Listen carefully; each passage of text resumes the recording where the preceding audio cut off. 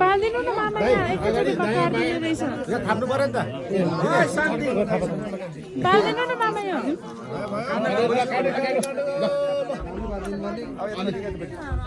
खोइ ताली बजाएको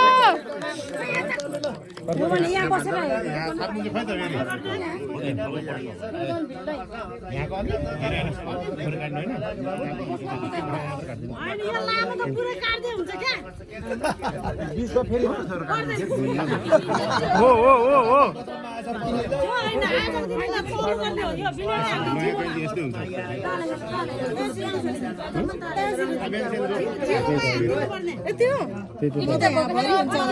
अनि पुरै काट्ने हो भने त खुइल्याउँदा त्यो भरि हुँदैन